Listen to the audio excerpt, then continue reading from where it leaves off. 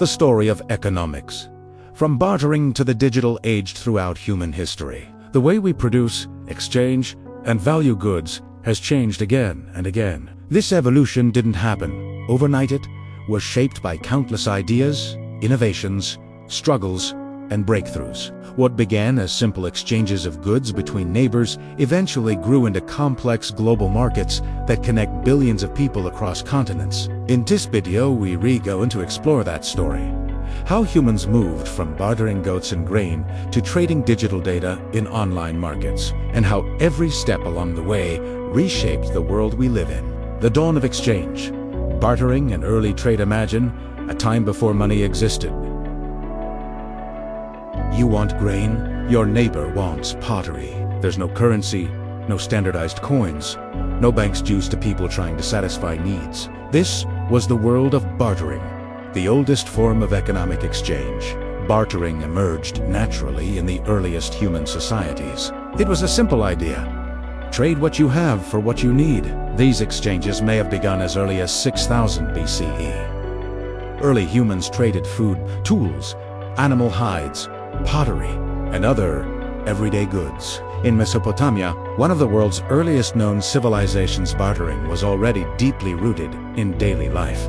Phoenicians and Babylonians expanded trade networks, connecting distant regions with goods like timber, metals, and crafted items. Salt became so valuable that it was used as a form of payment in ancient Rome, hence the origin of the word salary. In medieval Europe, traders journeyed across perilous terrain, carrying wool, spices, and furs to exchange with faraway lands. In colonial America, settlers traded musket balls, deerskins, and wheat, proving that bartering wasn't confined to antiquity. But bartering had limitations. What happens if you have something someone doesn't want? What if you need goods from someone who doesn't desire what you offer? These problems set the stage for something revolutionary, a new medium. The birth of money and coinage. As trade expanded, people realized they needed a universally accepted medium of exchange, something that could be traded for anything else, anywhere, without requiring a double match of wants. Early solutions included items that almost everyone valued: cattle, grain, metal ingots. But these had problems. They were heavy, hard to transport long distances, and couldn't be easily divided for small transactions. Then came coinage. Around 650 BCE, in Lydia, modern-day Turkey, people began to mint coins from a natural gold-silver alloy called electrum. These coins were stamped with marks of authority, signifying trust and value. King Croesus of Lydia is often credited with creating the first standardized gold and silver coins. Suddenly, trade didn't require haggling over barter. Various people could carry coins and exchange them. As the Greeks and Persians picked up this idea, bronze coins were minted for smaller transactions, while gold and silver became symbols of wealth and power. Coins traveled across empires, facilitating trade across vast distances and helping economies expand faster than ever before. Money wasn't just a tool for trade, it became the backbone of growing economies. With coins, civilizations could finance armies, build cities, pay workers, and manage complex projects. But money would continue to evolve in ways that even the inventors of coinage could never have imagined. Paper money and the rise of standardized currency, while coins made trade easier, they still had limitations. Metals are heavy, and as economies grew, carrying bags of coins became impractical. In China, innovators began experimenting with another idea: paper money. By the Song Dynasty 962–1279 CE, China was a bustling economic powerhouse. Long-distance trade and booming commerce made metal coins cumbersome. Merchants developed flying cash paper receipts that could be redeemed for coins elsewhere. Governments soon adopted these notes, issuing standardized paper money backed by authorities. This innovation was revolutionary. Paper money was easier to transport, harder to counterfeit thanks to early printing techniques, and could support larger economic transactions. Other regions would follow much later, but China's early experiments laid the groundwork for modern currency systems. At the same time, trade routes like the Silk Road were connecting East and West. Goods, ideas, and currencies moved across continents. Merchants from Han China, Parthian, Persia, Rome, and the Kushan Empire traded goods and money, each with different coin systems and weights. In some regions, rulers introduced standardized coins compatible with foreign standards, simplifying cross-border trade and helping global markets grow. Commerce expands, the birth of modern trade and corporations. By the early modern era, trade had become increasingly international. European powers established trade routes to Asia, Africa, and the Americas. Colonies were founded. Goods were shipped across oceans, and ideas about wealth and commerce began to shift. One of the most transformative forces in this period was the Dutch East India Company, VOC, founded in 1602. Based in what is now Jakarta, Indonesia, the VOC traded spices, textiles, and precious goods across Asia and Europe. But its impact wasn't limited to trade. It reshaped finance. The VOC became the first company to issue public shares through what we would now call an initial public offering. Ordinary citizens could buy shares in the company, sharing in profits and losses. Investors could also sell shares before the end of the company's charter. Introducing liquidity and early forms of stock exchange-like trading, this innovation spread risk among many people, not just wealthy elites, and helped lay the foundation for modern capital markets. Joint stock companies became engines of commerce, fueling trade and industry on a global scale. Wealth redefined. Adam Smith and the foundations of economics. Nations grow richer by producing goods efficiently, trading freely, and allowing markets to function with minimal interference. Central to Smith's philosophy was the idea of the invisible hand. When individuals pursue their own interests, they unintentionally contribute to society's prosperity. Smith illustrated this with a simple example. A butcher, a brewer, and a baker each seeks profit by producing what consumers demand. In doing so, they stimulate economic activity and create wealth that benefits society as a whole. Smith also emphasized the importance of competition and a legal framework. Governments should protect property rights, enforce contracts, and prevent fraud and monopolies, but otherwise allow markets to operate freely. Another key insight was the division of labor. Smith famously used the example of a pin factory. While one worker might produce a few pins a day by performing every step, a group of specialized workers could produce thousands by dividing the tasks. This principle of specialization became a cornerstone of industrial productivity. Smith's ideas challenged mercantilism and inspired future economists. Concepts like GDP now, the standard measure of economic output, would grow out of his emphasis on production and commerce. A new age, the Industrial Revolution. In the mid-18th century, the world underwent one of its most dramatic transformations.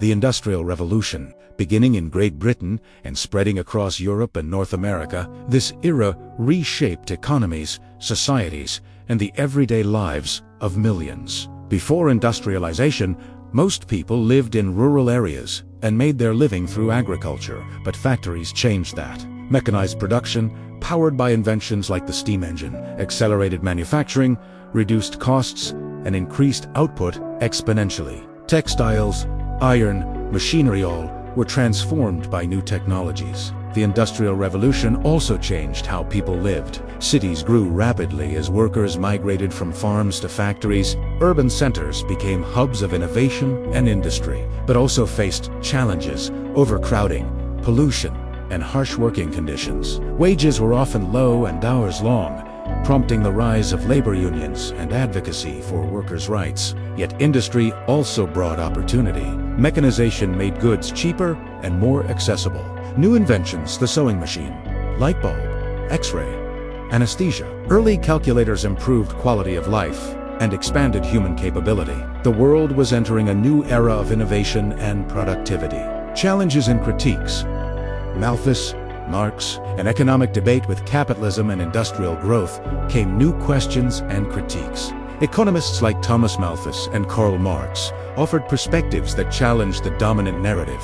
Malthus worried about population growth, outpacing resources. He predicted that, unless checked, population expansion would lead to scarcity and hardship, while his dire forecasts didn't. He fully materialized thanks to advances in agriculture and technology. His work highlighted the importance of scarcity and resource limits in economic thinking.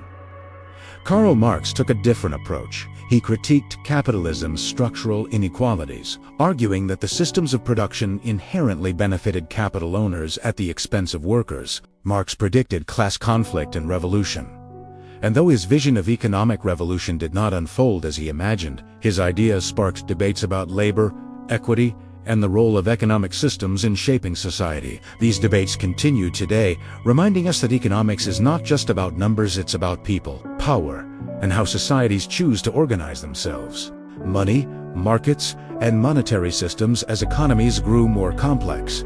Systems for managing money evolved. One major development was the gold standard, where a country's currency was directly tied to a fixed amount of gold. This system helped stabilize exchange rates and facilitated international trade in the 19th century. England adopted the gold standard in 1821, and by the early 20th century, many developed nations followed suit. However, the outbreak of World War I put immense pressure on this system. Governments suspended gold convertibility to fund war efforts, leading to economic turmoil.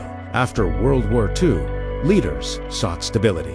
In 1944, representatives from 44 countries met at Bretton Woods, New Hampshire, to create a new international monetary system. The plan pegged currencies to the US dollar, which was tied to gold at $35 an ounce. This arrangement encouraged global exchange and helped rebuild war-torn economies. But banks gained tools to influence their economies, adjusting interest rates and managing money supply. But financial markets became more dynamic and complex. Crisis and reform, the Great Depression, and economic policy originating in the United States, it quickly spread globally. Factory wasn't just an economic crisis, it was a human one.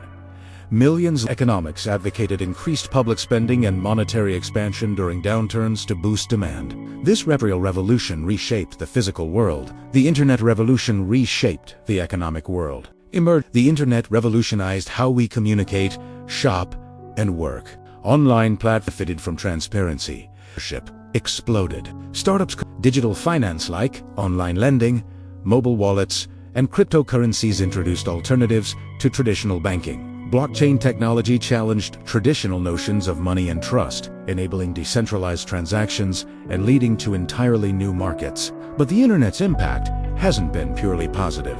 Concerns about data privacy, cybersecurity threats, and the dominance of a few tech giants have raised questions about fairness and regulation. Governments now face the challenge of balancing innovation with consumer protection and market competition. The ever-evolving story of economics. From bartering grain in ancient markets to trading digital assets across continents, the story of economics is deeply intertwined with the story of humanity. Each milestone, the invention of coinage, the rise of paper money, industrialization, the spread of capitalism, monetary systems, economic theory, and the Internet reflects our collective drive to improve how we produce, exchange, and create value. Economics isn't just about money or markets. If you like today's content, please do consider subscribe.